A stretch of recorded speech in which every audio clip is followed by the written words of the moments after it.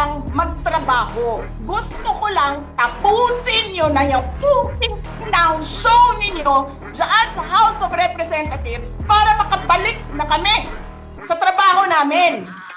Tapos ganyan ang gagawin ninyo sa amin dahil hindi kami sumusunod sa inyo? Dahil ayaw na namin tumulong sa inyo?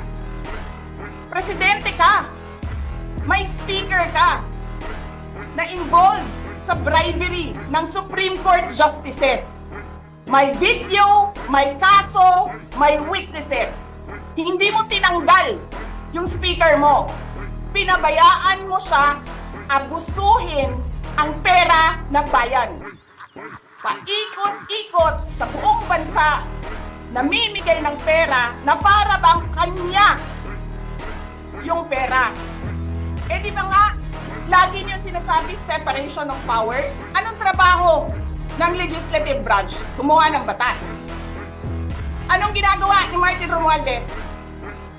Nagdidirect ng DSWD, namimigay ng ayuda, nagsasabi kung anong bibigay, anong ibibigay, anong gagawin, sino ba ang presidente dito? Alam nyo, alam namin, mali ang ginagawa ninyo. Sinabihan ko lang mga kasama ko sa Office of the Vice President, pasensya na, sumunod na lang tayo para matapos na sila. Tapos ganito ang gagawin ninyo, alam namin, walang contemptuous doon sa ginawa ni Yusek Lopez. Wala.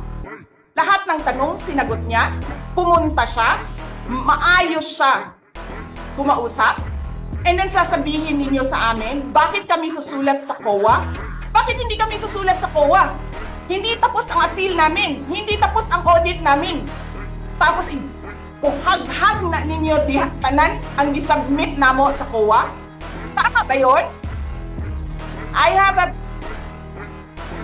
video of Chairman Gamaliel Cordoba. Sinasabi niya, mali ang ginawa niya. Tama ba yun? Ikaw ba ang auditor? Ikaw ang appeal? Wala pa kaming audit? Sasabihin mo na mali kami? Tangina ninyo.